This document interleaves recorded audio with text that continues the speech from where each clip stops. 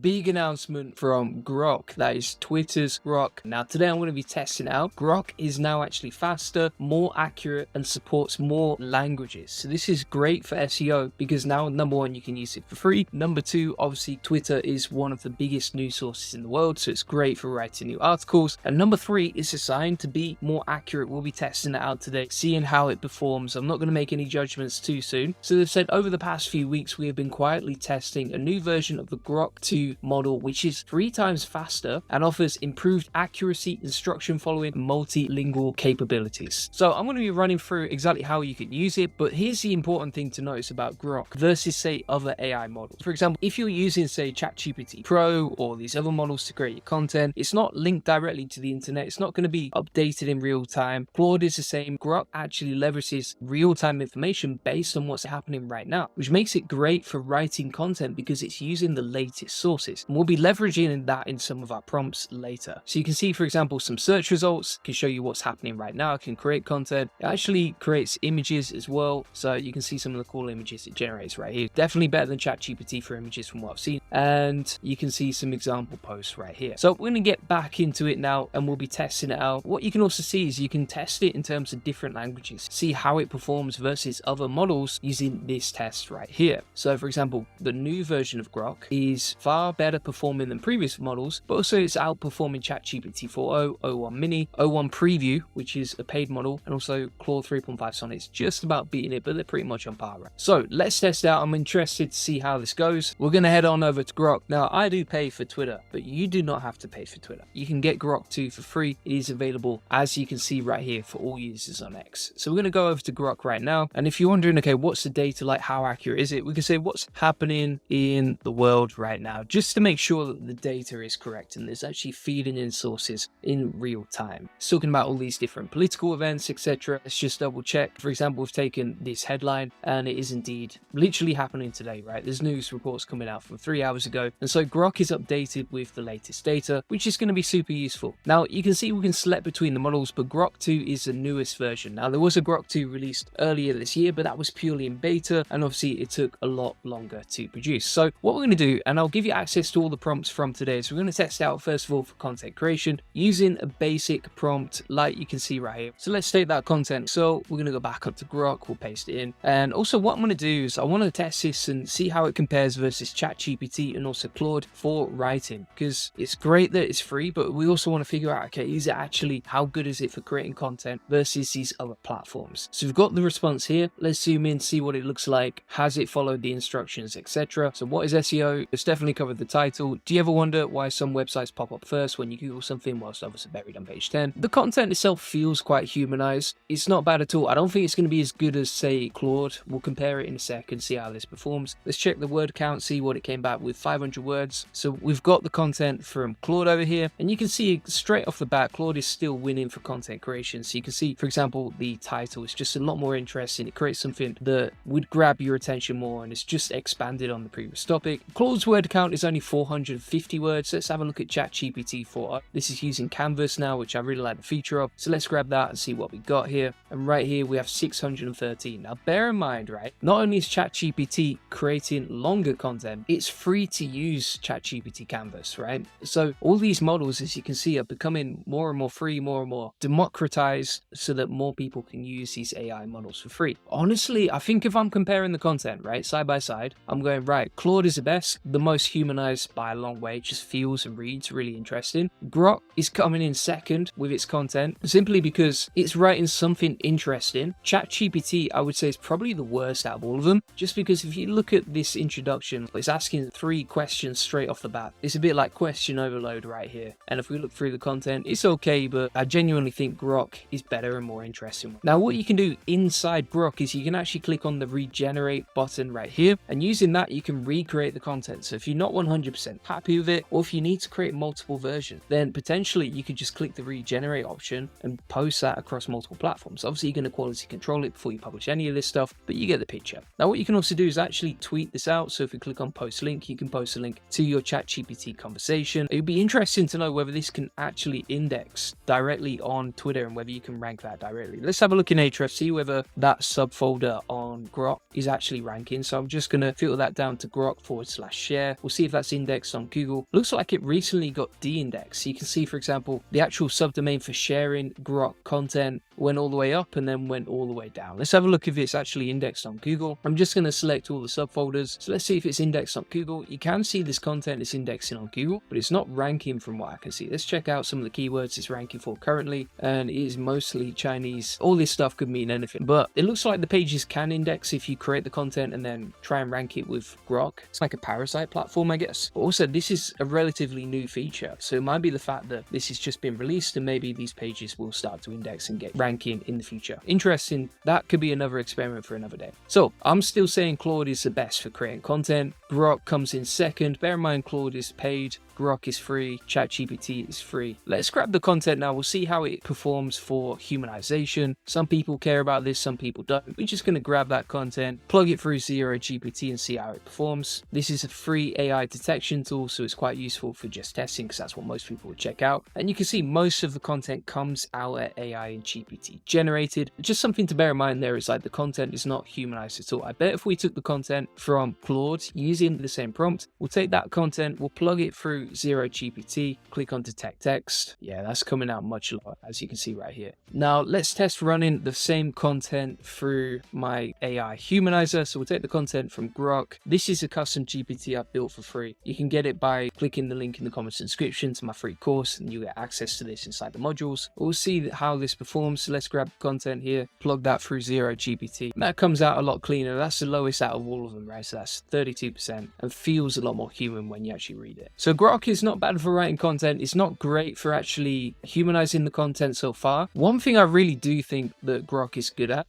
if we go into my recent conversations, it's actually pretty cool for generating images. So for example, with a super basic prompt like Elon Musk presenting GROK 2 world domination on stage to a crowd, it's a presentation that says GROK 2, etc. Generate some super nice images. Now you will see in the bottom right here, it has a watermark, right? So just something to bear in mind there is if you're creating images with GROK, it seems to have a watermark on the images, which means that it's probably AI detectable in some way. But if you just want to generate some cool images, like you see right here, pretty easy and simple to do using GROK. And it generates 4 at a time. I would say these images look 10 times better than say something like ChatGPT, for example. If we took the same prompt inside ChatGPT and we'll say create an image of this, we'll see what it comes back with. Yeah, there you go. So it actually refuses to create the image because it goes against our content policy. That's because we asked it to generate an image of Elon Musk, but GROK will actually do that no problem. And this is using Flux, whereas obviously ChatGPT is using that. Now, what I'd also like to do is test this prompt, but we're going to do something different now. We start a new chat. What we're going to do from here, so let's try and go after something trending, could potentially rank next year, etc., and requires real-time information. So for example, what I'm going to put, heading equals Google December core update 2024, something like that, just to test this out. And what I'm going to say to GROK is using GROK plus real-time info from Twitter, include lots of facts, information, and real-time info about this announcement. Include all the facts and details too. And then I'm going to try and guide it into creating something that's 1,000 words. I know before it created something that was 550 words. So I'm going to put word count equals 1,000 words. And let's just see if it can actually follow the instructions on. So I'm interested to know how good is the actual real-time information from GROK for creating content. So let's check the word count. It's a little bit longer at 640 words, but not ideal, honestly. So it's dropped the ball a little bit on that, but I'm sure you could get it to write in multiple parts. What you can see here is on the rollout timeline information that is given, it's actually quoted 3 different people. So it's sourced 3 different Twitter accounts that have mentioned the update. Let's see what it's mentioned. So it's quoted this one, but this is in a different language. This one as well, but I wouldn't say that's from the latest update and it's quite new, but at the same time, this is not like super fact-driven details about the specific update. Honestly,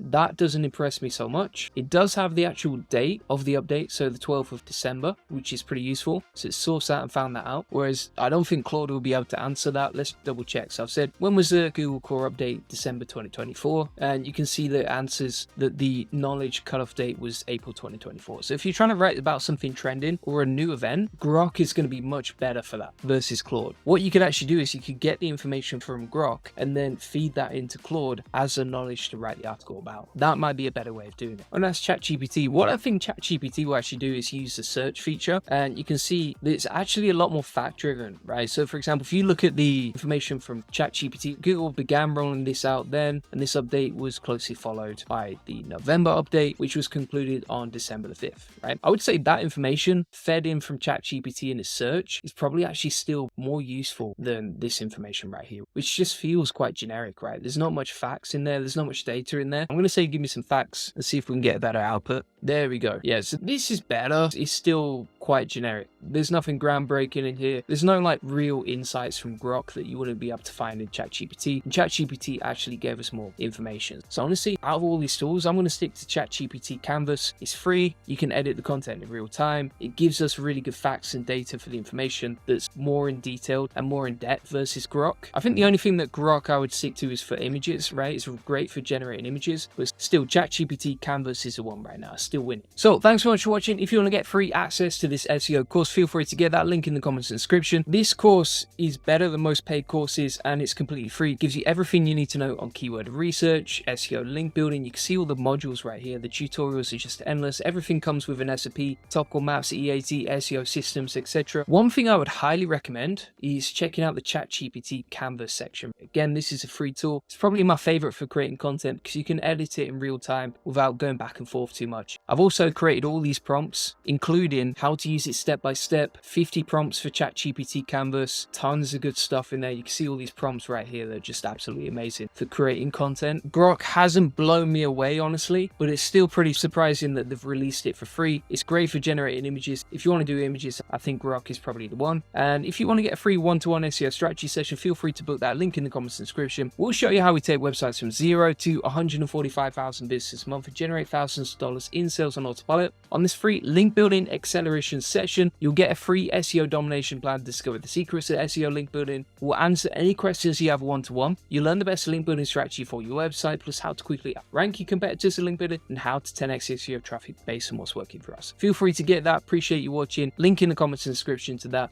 See you on the next one. Bye bye.